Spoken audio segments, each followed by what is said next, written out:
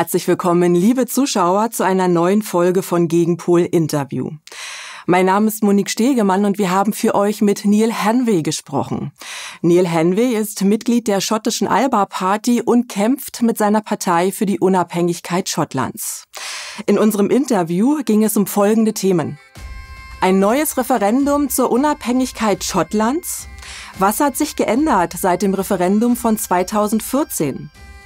Die Pläne der ALBA Party. Würde ein unabhängiges Schottland aus der NATO austreten? Und welche Auswirkungen hat die aufkeimende multipolare Weltordnung auf die schottische Unabhängigkeitsbewegung? Neale Hanvey ist seit fast 5 Jahren Abgeordneter im britischen Unterhaus. Zunächst für die Scottish National Party, seit 2021 dann für die neu gegründete ALBA Party. Dort ist er bekannt als lautstarker Befürworter der Unabhängigkeit Schottlands. Wir wollten von ihm wissen, wie es ist, die Stimme Schottlands im Herzen Englands zu erheben. Wie lebt es sich als Schotte im Vereinigten Königreich? Sind Schotten gleichberechtigte Bürger wie Engländer? Well, it's quite unpleasant, if I'm perfectly honest, because there is a dismissive attitude constantly. And whilst that might upset me personally, it doesn't, incidentally. I take that as something I've had to deal with all my life. Even when I worked in the NHS in England, there was always a kind of dismissive undertone of Scots and Scotland. But the way that I read it is that dismissive attitude is actually being levelled at least half of the population of Scotland, and of the half who are not yet supportive of independence. It really smacks of an anti-democratic culture that will hopefully encourage them, along with a whole range of other important considerations, both economic, social policy, and various other things that will push them towards independence. Now, we know that 50% of the population in total at present is in favour of independence. But when you start looking at the younger demographics in Scotland, when you start looking at teenagers who are just about to become eligible to vote, and those who have become eligible to vote in the 10 years since the last referendum, the estimates of support for independence in that population are somewhere in the order of 70+%. So this is absolutely not a problem that the union can dismiss. And you'll know that last week, when they voted down my very reasonable Scotland self-determination bill, that was my whole purpose of putting that forward, was to trigger that response. It took me two tries. The last time it was just nodded through. This time, principally the Labour Party whipped their members to vote against it. So that sends a very strong message to the people of Scotland that they will never get a fair crack of the democratic whip in the United Kingdom. In Deutschland ist die schottische Unabhängigkeitsbewegung allenfalls ein Randthema. Wer sich nicht bewusst mit der Geschichte und der Politik beschäftigt, wird sich nicht auskennen mit dem jahrhundertelangen Kampf der Schotten für nationale Souveränität. Daher haben wir Neale Hanvey gefragt, ob er die Hintergründe für uns erläutern kann. Warum muss Schottland aus seiner Sicht unabhängig sein? Sind die Schotten eine eigenständige Nation? So, well, I'll try and give you an example that's relatable to German viewers. So the Kirkcaldy, one of the towns that I represent, is twinned with Ingolstadt in Bavaria. And although Bavaria, there is a very small independence movement in Bavaria, that doesn't really gain traction because the Germany is a federated republic. And so most of the controls and powers exist around a whole range of different issues that are not devolved in Scotland. And I think it's because of that sense of control, that sense of purpose and belonging, that sense of your own proud traditions being honoured collectively in Germany. That's a very different experience to Scotland. So When I was a teenager and we had an exchange student come to us from Ingolstadt, and we visited Hans later on after he'd been. My experience then was that we had one parliament, one centre of control, and that was all the way down in London. And I remember when Margaret Thatcher was the Prime Minister of the UK, and no one I knew was going to vote for Margaret Thatcher. And I really felt this is a change. This is the time where we'll get back to stronger social policy, more justice, fairness, those kinds of things. But of course, the Tory majority down south wiped out any aspirations of the Scottish people. And in the 90s, I was unable, although I was a fully qualified nurse, I couldn't get a permanent job in Scotland. So I went off to London to work there.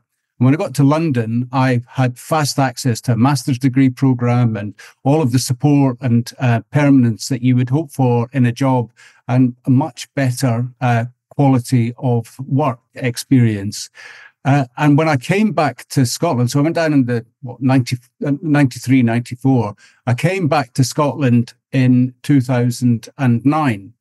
And the difference that just those 9 short years of devolution had made to the confidence of the people is the best way that I can put it. The fact that there was a seat of government and that had control over some things that made a difference to the aspirations of the people that lived and worked in Scotland.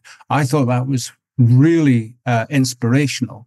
And when the Conservative Party got back in Westminster in 2010, I realized that I realized very rapidly that the only way for Scotland to continue down that path of a much more socially democratic and social justice policy was to be an independent country, and that a Conservative government would wreak havoc on the Scots and Scotland. And unfortunately, it's been a lot worse than I could have imagined, because we've been ripped out of Europe. We now face one of our largest industrial bases in the country, our only oil refinery being closed. We are having our wind and tidal and other renewable energy taken from us for absolutely no financial benefit to the Scots. We see our oil and gas industry being exploited, and again, we get no financial benefit. We have no control over those powerful economic levers that would enable us to lift people out of poverty. So for me, it's just a simple fact. If you want to run your own household, then you run your own budget and you take care of how hard you work and how much money you earn. And it just seems preposterous that I would go to work day in, day out and have all of my income paid to a neighbour, and for that neighbour to decide how much they were prepared to give me. And that's a very simple analogy that explains the situation of where we are. And unfortunately, the vote in Westminster last week signalled to the people of Scotland that we are effectively a hostage nation held by the UK. We will be exploited and have our resources exploited as long as they see fit. And what we'll hopefully do now is grab the bull by the horns and start making inroads towards independence in Scotland, where the people have the right to say what they want. Im Jahr 2014 fand das lang vorbereitete Referendum über die Unabhängigkeit Schottlands statt. Ein Referendum, das sogar von der britischen Regierung anerkannt wurde. Damals stimmten über 55% der Befragten für einen Verbleib Schottlands im Vereinigten Königreich und somit gegen die Unabhängigkeit. Dennoch bestand die Scottish National Party in der Folge darauf, dass es eine Neuauflage des Referendums geben müsse, insbesondere wegen des Brexits, der gegen das Votum Schottlands durchgeführt wurde. Auch die ALBA Party von Neale Hanvey vertritt diesen Standpunkt. Warum wollen Sie die Neuauflage des Referendums? Was hat sich verändert seit 2014? Würde es nun eine Mehrheit für die Unabhängigkeit Schottlands geben? Okay, so in 2014, in fact, in advance of that, in the lead up to the referendum, support for independence was somewhere around 26 to 28%. We managed to raise that from the mid-20s up to the mid-40s. So that was a significant development. Democracy is not a static event. That's why we have regular elections, and that's why public opinion counts. In the intervening 10 years, there have been multiple mandates given by the Scottish people to politicians to revisit this question. And that is a democratic instruction to the current governing party, the SNP, the then leading party on independence. But they've made very little progress with that. And so their timidity matched with the truculence of successive Westminster prime ministers has made that the advancement of that argument difficult. But there's a really important point, and that was in the 2016 Brexit vote. Over 70% of the Scottish population voted, 63% of the Scottish population voted in favour of remaining in the EU. And we were outvoted by the English and Welsh votes. Now, Northern Ireland have got a special deal and access to the single market, but Scotland has received no concession for their overwhelming support for the EU. So that is yet again another demonstration of the democratic deficit that exists for Scotland within the United Kingdom. We didn't want to leave the EU. We are a very European and Europe-facing nation. Now, that debate has moved on, and some people still make the case for re-entering the EU project. We take a slightly different view in the ALBA Party because of the size of the country of Scotland. We think we'd be a better fit in Europe through EFTA. So we have taken a slightly different view, but that democratic deficit that happened as a result of the Brexit vote should have changed the narrative completely. But unfortunately, Nicola Sturgeon did not take advantage of that. In fact, she frittered away every opportunity during that time to advance the case for independence, which is why people like myself and Kenny McCaskill and Alex Salmond have formed a new party with a clear determination to deliver independence. Folgt man der Argumentation der Scottish National Party, soll eine Neuauflage des Unabhängigkeitsreferendums gekoppelt werden an das Wahlergebnis der in diesem Jahr anstehenden Parlamentswahlen in Großbritannien. Sie argumentiert, wählt uns, wenn wir eine solide Mehrheit haben, dann werden wir für ein Referendum eintreten. Gleichzeitig signalisierte London jedoch wiederholt, dass die britische Regierung kein weiteres Referendum anerkennen werde. Was sagt die ALBA Party zur Strategie der Scottish National Party? Ist es zielführend, sich so von den Vorgaben aus London abhängig zu machen? Well, I mean, our proposition is very different, which is that every independent supporting party in Scotland should unite under one banner, under what we call Scotland United, and fight with one candidate in every seat on a clear and unambiguous vote on independence for Scotland. And that would, if successful, trigger a constitutional convention where all politicians from both parliaments, the UK and the Scottish Parliament, would join with Civic Scotland, and then that constitutional convention would act as the body that would give notice to Westminster of the outcome of those discussions. Now, I would hope that the outcome would be that we would be seceding from the United Kingdom and we would begin giving notice to begin negotiations. That's my current plan. However, the SNP's current position is to go back to the default position that they have tried to exercise for the last 10 years, which is to politely ask for the same considerations that were given in 2014, which is called the Section 30 order to devolve the legislative power to the Scottish Parliament to hold a referendum. And that has been rejected time and time again by the Westminster parties, and most notably was rejected out of hand by the United Kingdom Supreme Court in an action that was brought forward by Nicola Sturgeon during her tenure. So the problem that the SNP have is at the heart of their argument of how to advance the cause of independence is a blind alley. There is no route there for them to to secure an independence vote. Our position is very different, that we use every democratic event, whether that be a general election in Westminster or a general election to the Scottish Parliament. We use those as a vehicle to express the desire for independence, but that requires a united movement. And so far, the SNP have resisted engaging with us and the wider movement, and instead have chosen to reach out to the Labour Party, who whipped their MPs last week to vote against Scottish self-determination. So I don't know what planet the SNP are on, but it's certainly not a credible place that they exist for advancing the cause of independence. Welche Strategie verfolgt die ALBA Party? Muss sie letzten Endes nicht mit der Scottish National Party zusammenarbeiten?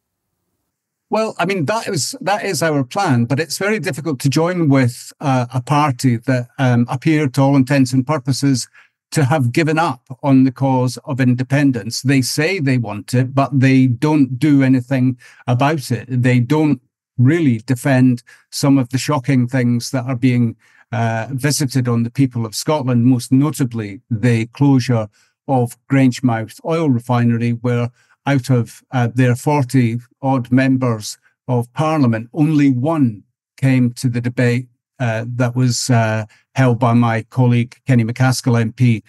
So Kenny and I both argued in defence of Grangemouth. Our colleague in Holyrood, Ash Regan, has made very passionate appeals to defend Grangemouth in Holyrood, but the SNP will not back anything that we come forward with for reasons that are best understood by themselves.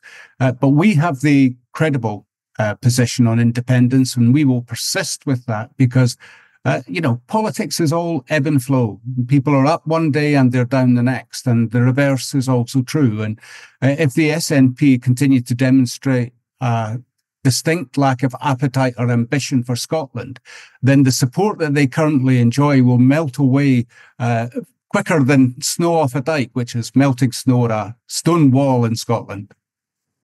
Beim letzten Referendum im Jahr 2014 hatte eine große Zahl an Schotten insbesondere Sorge vor einer Abschaffung des britischen Pfund als Währung und vor einer massiven Inflation, die mit einer eigenen schottischen Währung eintreten würde. Hat Schottland die notwendigen Rohstoffe, Industrie, Landwirtschaft und so weiter, um eine eigenständige Nation und losgelöst vom Rest des Vereinigten Königreichs zu existieren? Yes, absolutely. I mean, it's ludicrous to suggest otherwise. We have massive oil and gas reserves. We continue to have them. Oil and gas will continue to be an important commodity with an increasing market value as reserve exploitation runs down. So that's always going to be an important element of our energy profile. We also have vast reserves of offshore wind, wave technology, and other renewables. And we also have a very hard-working and capable workforce. If only either the UK government or the Scottish government would do something to attract inward investment and have a credible economic plan. But, the notion that Scotland, the energy capital of Europe, is somehow incapable or unable to survive as an independent nation is utterly ludicrous.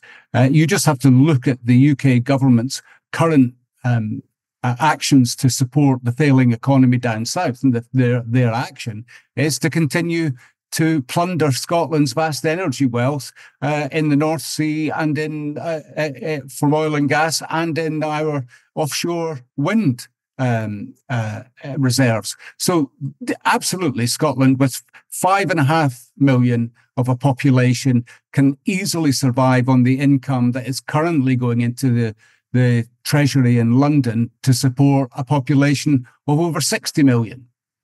Insbesondere aus dem Umfeld der Scottish National Party kommen Stimmen, die das unabhängige Schottland zügig in die EU beitreten lassen wollen.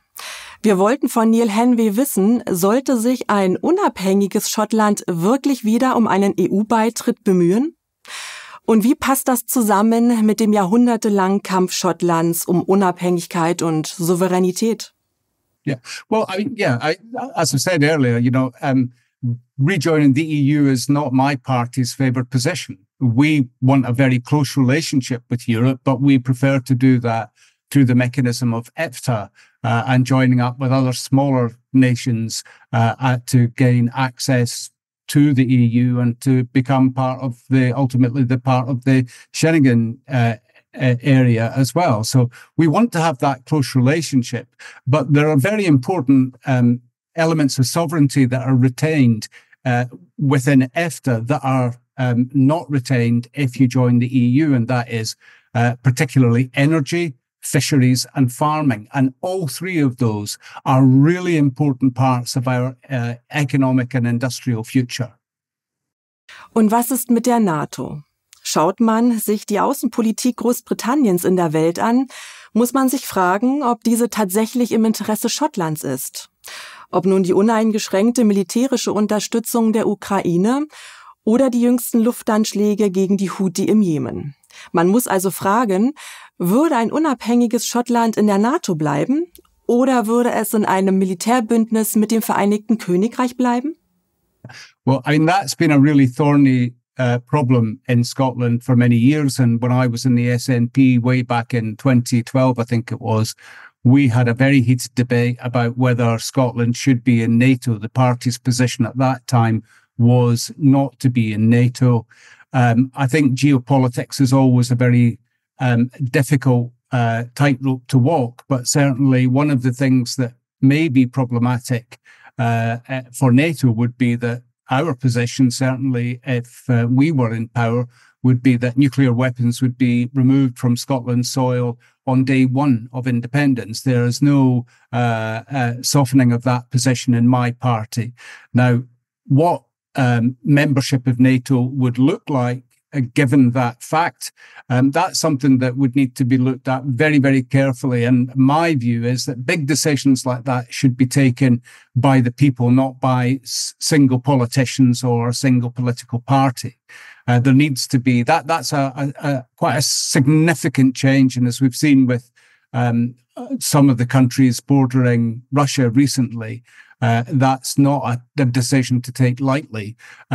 Obviously, it would have massive implications for global politics, and we would need to give assurances that we would still be a good ally if we were to leave. But it's difficult for me as a Scottish politician to distance myself from some of the escapades of NATO and the United Kingdom, whether that be with joining with the US in their interventions in the Middle East, the current concerns about what's happening in Israel and Palestine, and indeed the conflict in the Yemen. There's a saying that we have in Scotland, "Not in my name," and that's a strong position for many people in Scotland, that they feel that these conflicts are being done in their name, but against their will. And so I think there needs to be a very detailed debate within the Scottish electorate about what NATO membership actually means and what the options are as an alternative to that. I think we would probably, my sense is that Scotland would rather be a neutral country, a country that sought to influence world politics through the power of our words and our thoughts, rather than, saber-rattling and threatening violence and conflict. Derzeit erleben wir eine weltweite Verschiebung von Machtverhältnissen. Anstelle der einst unipolaren und rein westlich geprägten Welt tritt mehr und mehr eine multipolare Weltordnung hervor. Schaut man nun auf die globalen Krisenherde, die mit dieser Bewegung korrespondieren, wie etwa dem Jemen, Gaza, die Ukraine und Taiwan, erscheint der Kampf Schottlands sehr am Rande zu stehen. Zumal dieser Kampf nicht militant und gewaltsam geführt wird, wie einst die Kämpfe in Nordirland, im Baskenland oder auf Korsika. Unsere Frage an Neale Hanvey lautet daher: Wie würden Sie die schottische Unabhängigkeitsbewegung in die globalen Prozesse einordnen? Welche Auswirkungen hat die aufkeimende Multipolarität auf Schottland? Well, I mean, yes, of course it has implications, but, in conflict, there's always a need for an intermediary. There is always a need for someone, whether that's Ireland, who have historically been against wars and have, spoken out clearly. President Higgins has spoken out clearly against the conflicts happening in Israel and Palestine. And it gives you a certain amount of authority to speak in a balanced and principled way when you take a position that is, separated from the conflicting sides of a war. You can create a space that would hopefully draw some of the proponents from either side together and allow peace to take hold. And peace has been our guiding principle when we've spoken out about conflict, certainly in all of the time that the party has been in existence. And I would hope that Scotland would be able to facilitate such a role going forward. Und was ist, wenn es tatsächlich gelingt und Schottland eine unabhängige Nation wird? Welche Auswirkungen hätte das auf Europa und auf andere Nationen, die um ihre Unabhängigkeit ringen? Die Katalonier, die Basken, die Korsen, die Iren Nordirlands. Welche geopolitischen Wellen würde die Unabhängigkeit Schottlands schlagen? Well, I would hope that it would be a signal to all other countries who seek to oppress the lawful rights of peoples within their state. The Scottish people, for the purposes of international law and the right of self-determination as set out in the UN Charter, are a peoples for that purpose. And the Charter is very clear that it is for the people to decide the form of government that they choose and not for the state. And what we currently have across France and Spain and Scotland and other areas where there is a distinct population, whether they be Corsican or whether they be Basque or Catalonian, they are a distinct people within the meanings of the UN Charter. And I would hope that governments would actually prioritize the democracy and liberty of those people over continued oppression of those rights. That will be and always will be my position. I don't want to get into any discussion of, that says, well, it only matters for us. I mean, I'm very clear. I've met with representatives from independence movement across the world many times. And I feel as passionately about their right to self-determination as I do about my own. And Northern Ireland's a case in point, because, of course, the bill that I moved last week in Parliament only sought to give parity to the people of Scotland, to the provisions already conceded for the people in Northern Ireland. There's no special treatment for Scotland. It was really harking back to the words of William Gladstone back in 1889, when he made the point that if Scotland was to ask to be treated not just in the same manner, but to the same effect and in the same way as Ireland, he should not deny it. That principle was also made clear by Margaret Thatcher in her time in the 10 Downing Street, as did John Major and many, many others. But it is now, we're now at the point where the UK cannot survive without the vast resources and income from Scotland's wealth, that they resist Scottish democracy, and they do so at their peril. Zum Abschluss wollten wir von Neale Hanvey auf den Punkt wissen: Wird Schottland in den nächsten Jahren eine unabhängige Nation werden? Und was sind die Schritte dahin, um dieses Ziel zu realisieren? I would love to say yes, but I am a pragmatic realist. And I think that would be incredibly difficult because, unfortunately, under Nicola Sturgeon, the SNP have completely lost their way on independence. They have become consumed by gender politics, and that seems to be their only obsession, along with their Green Party colleagues. And so independence, I don't anticipate independence doing very much over the next 2 years in a meaningful way. We'll have to see what happens with the general election to the UK Parliament, but that's probably 10 months or so away anyway. So a lot can change between now and then. But unless there's a concerted effort to put the focus back onto independence from the party of government, the supposed party of independence, then I don't see much happening. And my colleague Angus Brenda McNeil, who was recently expelled from the SNP, he made it clear over the weekend that he doesn't see anything happening. And that was he was reporting the views of SNP MPs when he said that he doesn't anticipate anything happening on independence in the next 2 years. Now, that might be true of them, but I can guarantee you, whatever happens in the general election over the next 2 years and beyond, I will be campaigning for independence for Scotland, because that is the only way to provide a better quality of life for the people of Scotland. Liebe Zuschauer, wir sagen herzlichen Dank an Neale Hanvey für seine Zeit und seine Einblicke in die schottische Unabhängigkeitsbewegung. Und wir sagen auch an euch vielen Dank fürs Zuschauen. Wenn euch die Sendung gefallen hat, teilt unser Video breit in den sozialen Medien und abonniert unseren Kanal Gegenpol. Folgt uns unbedingt auch auf den Plattformen Odyssey und X, ehemals Twitter. Euch ist sicher aufgefallen, dass wir über die Feiertage und die Jahreswende an unserem Design gearbeitet haben. In der vergangenen Woche haben wir es nun offiziell eingeführt. Schreibt uns eure Meinungen dazu in die Kommentare. Ich sage Tschüss und bis hoffentlich bald, eure Monique.